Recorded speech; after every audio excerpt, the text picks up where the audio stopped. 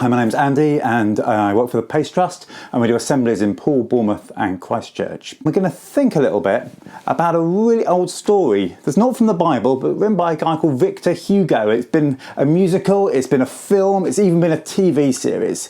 It features a guy called Jean Valjean whose life's just been really tough and he's had a tough and hard time. He's been in prison for a long time. He's angry at the world. Everything has gone wrong for him. And then one day he bangs on the door of a bishop who welcomes him in and gives him a bed for the night, looks after him, is really kind to him. And in the night, Jean Valjean wakes up and does something really bad.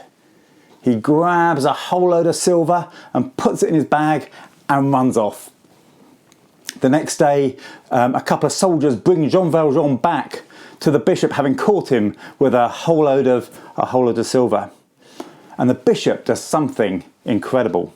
He gets 2 candlesticks, silver candlesticks, and says, "You left so early, these 2 things you should have taken as well," and gives Jean Valjean 2 silver candlesticks and lets him go.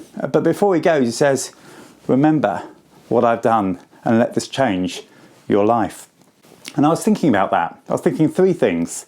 First of all, I thought if the bishop had said, "He's nicked my stuff, send him back to prison," that would have been justice. If he said, "He nicked my stuff, he stole my things, but I'm not pressing charges, let him go free," that would have been mercy. But what the bishop did was he gave Valjean what he did not deserve and what he had not earned. And that is what Christians call grace. What we have no right to, we didn't earn it, we don't deserve it, but yet we get it free anyway. Grace is a gift from God that's absolutely free. But when we say free, it actually cost a lot. We as Christians believe that Jesus died and rose again. That gives us this amazing gift. Some people say grace could stand for God's riches at Christ's expense. God's riches at Christ's expense. And this word grace is at the heart of what it means to be a Christian. In fact, a guy who used to trade slaves called John Newton, wrote a famous hymn called Amazing Grace when he realised just how amazing this central part of the Christian faith is. In Oxford University, where lots of brainy people used to hang about, they were chatting about what makes Christianity different from all other world religions. And they were getting a little bit stuck. And this guy called C.S. Lewis walked in the room, and C.S. Lewis wrote the Narnia books, and they said, "Mr. Lewis, or Professor Lewis, what makes Christianity different from all other religions?" And to which he replied, "That's easy. It's grace. It's grace." So what is grace? I just wanted for a minute to tell you the whole story of Christianity in about 2 minutes. It starts off with a God who created everything, the sun, the moon, the stars. He created the world, and he created me and you, human beings, to be in a relationship, a friendship with him. And he gave us this other gift called free will, that we could choose to be his friend or not. And people chose to wander away from God and break that relationship. Now, over the time, people thought, actually, we want to restore that relationship. And they tried being really good, but that didn't work. They tried being really religious, and that didn't work. They tried all sorts of things. But God, who was the wounded party, the one who hadn't done anything wrong, came to mend that relationship and sent Jesus to stand in the gap. And Christians believe that when Jesus died on the cross, it's though he held out one hand to God and the other hand to people. So if people wanted to, they could be joined back to God. We'd all messed up.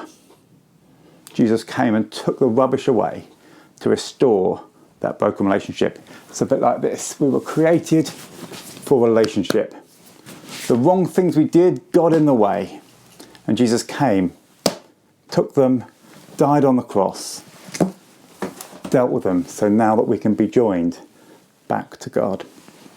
But grace changes us. We don't earn it, but it changes how we treat other people. Jesus told a story of a guy who had a huge debt. He owed lots of money to this king.